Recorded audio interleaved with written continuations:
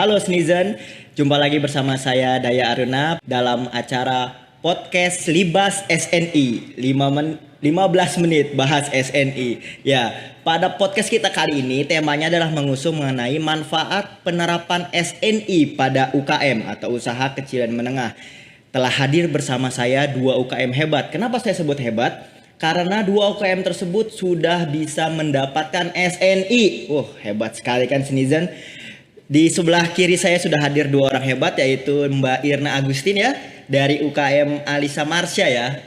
Oke, nanti kita akan bicara udah megang produknya nih. Nanti kita akan ngobrol-ngobrol lebih banyak lagi. Lalu dengan Mas Satria Amambi ya dari UKM Wanoza Coffee.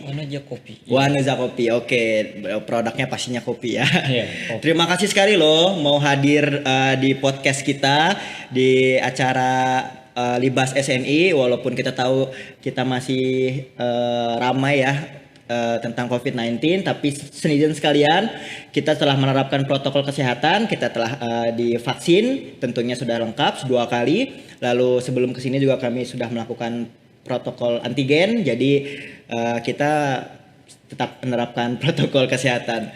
Baik. Sebelum kita lanjut nih, saya pengen ngobrol penasaran nih. Itu kan dengan Mbak Irna ya. Mbak Irna ini kan UKM Alisa Marsha ya. Produknya apa sih?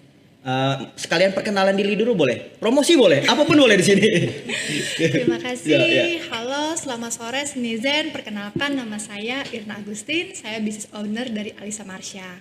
Alisa Marsha merupakan perusahaan UMKM yang bergerak di bidang fashion dan home decoration yang menggunakan kain tenun tradisional seperti songket, jemputan, dan blongsong Palembang, Sumatera Selatan. Produk kami seperti sarung bantal, taplak meja, frame, dan lain-lain yang menggunakan kain tradisional.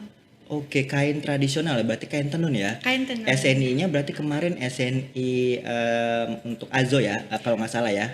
Jadi kami mendapatkan 2 sertifikasi. Oh 2, oke. SNI, yang pertama SNI ISO 9001-2015 Sistem Manajemen Mutu, dan SNI 7617-2013 AMD 2014 Produk Tekstil Pakaian, Kain Tenun, Songket, Jemputan, dan Blongsong Palembang. Luar biasa sekali. Tuh, terbaik kan Sneezen, UKM bisa mendapatkan 2 sertifikasi SNI, luar biasa sekali. Nanti saya mau minta bagi tips and tricksnya nih buat teman-teman ya. Siap. Kayaknya nggak mungkin nih kalau cuma modal semangat aja nggak mungkin, pasti ada sesuatu kan. Oke, nah kalau dari Wanoza Coffee nih, boleh perkenalan dulu. Ya, halo, selamat sore. Saya Satria dari Wanoza Coffee. Kebetulan saya kebagian di bagian produksi.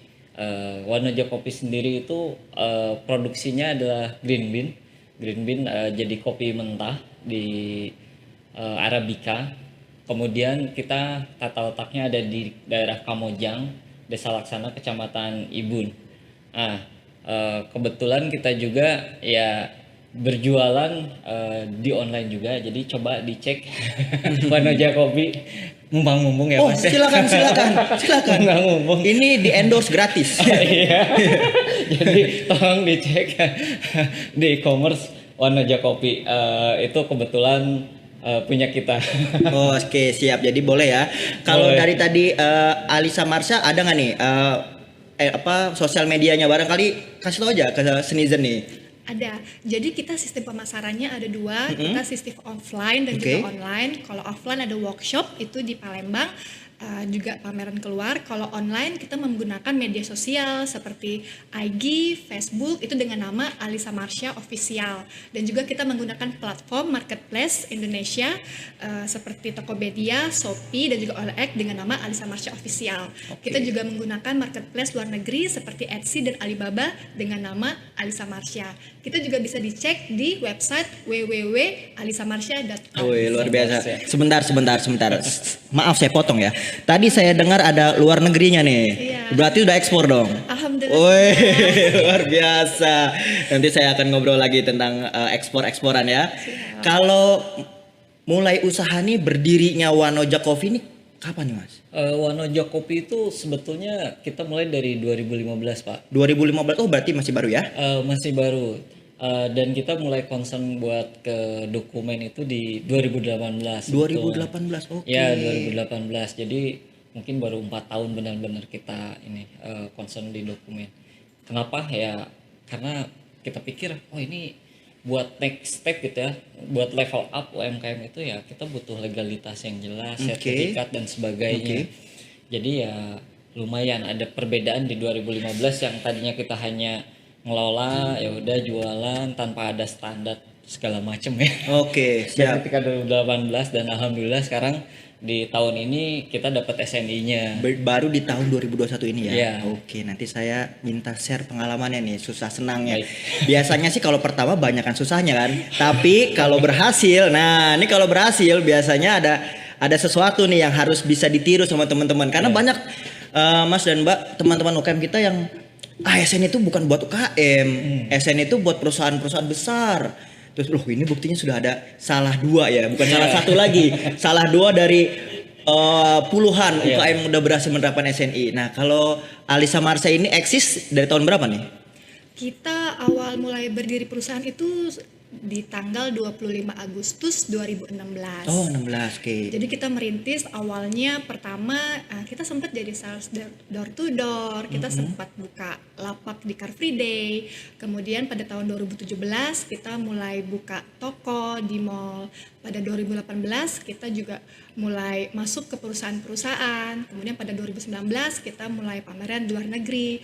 Dan karena kita sudah mulai pameran nasional dan internasional, maka kita memerlukan sertifikasi SNI dan ISO. Oh baik. Oh ya, Snijen sekalian. Jadi dua UKM hebat ini merupakan UKM binaan ya, kerjasama antara BSN dengan dengan Bank Indonesia, Iya, betul ya? Bank Indonesia. Ya, dengan Bank Indonesia. Jadi nanti sepak terjangnya nih akan kita kupas tuntas nih. Dari awalnya gimana sih mau bisa kenalan sama BSN dan BI, lalu awalnya kenapa bisa menerapkan SNI? Kayak di contohnya Alisa Marsha. Kita tahu kan kalau kain tenun nggak banyak orang tahu ada SNI kain untuk kain tenun. Kalau 9001 sistem manajemen mutu mungkin banyak yang tahu ya. Tapi nggak banyak juga loh yang tahu kalau 9001 itu bisa ke UKM. Orang taunya 9001 buat perusahaan-perusahaan besar. Nah, kok bisa-bisanya kepikiran ke situ? Jadi kita ketahui SNI ISO ini merupakan salah satu prinsip dasar bisnis yang diakui oleh seluruh dunia. Dengan kami menerapkan SNI, itu kami memberikan jaminan bahwa produk yang kami pasarkan di pasar domestik itu aman dan berkualitas serta menembus pasar ekspor. Oke, berarti dulu motivasinya adalah ingin memuaskan pelanggan ya? Iya, karena untuk pasar nasional dan internasional itu Memang butuh. diperlukan sertifikasi apakah produk itu aman, apakah produk itu sudah menerapkan standar-standar bisnis yang diakui seluruh dunia, dan tentunya SNI menjadi jaminan. Oke. Kalau Wanoja dari Mas Satria sendiri motivasinya apa? Motivasi saya itu sebetulnya adalah perluasan pasar sebenarnya Pak. Oke, perluasan pasar ya. Karena sekarang uang ya. UUD ya, UUD. Iya. Oh, nggak apa-apa, orang kita jualan nyari uang kan. Iya benar. Jadi Bukan nyari terima kasih ya. jadi sebetulnya ya kita sadar gitu untuk kita tahu bahwa oh ini ada menurut kita udah bagus, standar kita bilang oh ini udah bagus. Iya. Tapi pengakuan orang itu apa loh ini Beda, bagus iya. itu gitu. Betul. Nah, buat di kita Apa kepastiannya apa iya, gitu kan? apa kepastiannya? Siapa sih yang bilang bahwa produk lu bagus gitu kan? Iya. Nah, dengan adanya SNI kan ada badan eksternal yang audit gitu. Oh, bahwa ini sesuai dengan aturan. Bahwa produk Bapak ini SNI loh, produknya udah sesuai. Berarti emang bagus gitu dan udah diakui. Ya, seperti itu. Betul. Apalagi sekarang Indonesia termasuk negara second wave ya untuk pecinta kopi ya. Jadi Iya. sekarang kan kopi-kopi lagi menjadi gaya hidup kan. Kalau Iya. dulu kita taunya kopi itu kopi tubruk aja ya. Kopi tubruk. Kopi tubruk yang di pinggir-pinggir jalan. Pinggir jalan. Sekarang udah menjadi gaya hidup. Ya, makanya dengan adanya aturan yang jelas ada SNI ya jadi naikin value-nya juga gitu iya, kan. betul. Ketika kita ada SNI-nya ya berarti orang udah tahu oh ini diproses dengan baik. Berarti harganya pun jadi naik dan UMKM pun ya saya sebagai UMKM gitu ya yang tadinya harganya segini gitu dengan adanya sertifikat SNI HACCP jadi dan ketika ketemu pembeli yang baru kan kalau pembeli baru itu kita belum kenal ya. Mereka ketika udah lihat oh ini ada SNI-nya gitu kan, mereka udah tahu oh prosesnya baik, jadi nggak akan susah lagi gitu untuk jualan. Apa perbedaan sebelum dan setelah menerapkan SNI?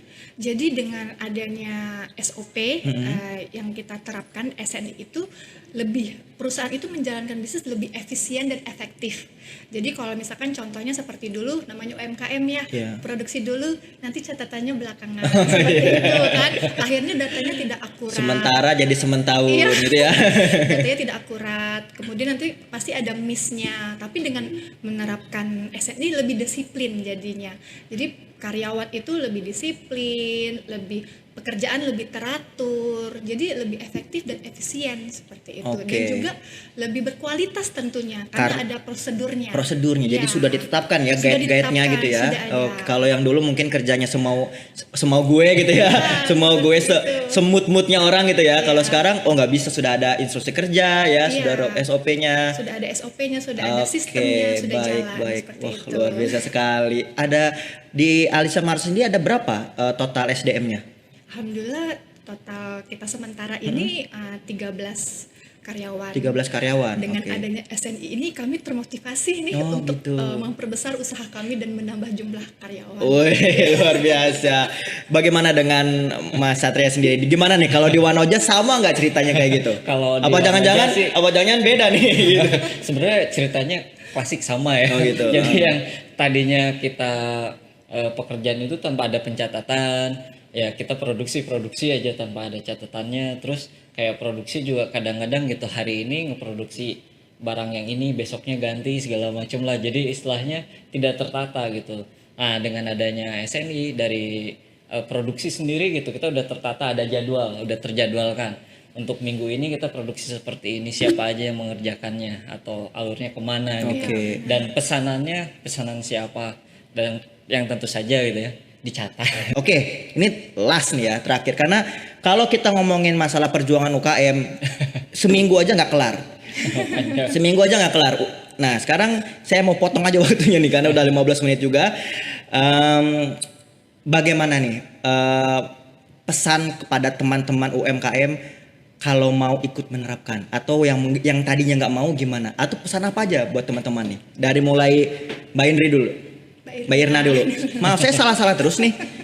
Ya, silakan. Jadi untuk teman-teman para pelaku UMKM, untuk UMKM naik kelas, terapkanlah SNI dalam perusahaan dan juga produk karena sangat menguntungkan baik dari bisnis maupun juga personal dan juga tim untuk dapat menembus pasar nasional dan juga pasar internasional.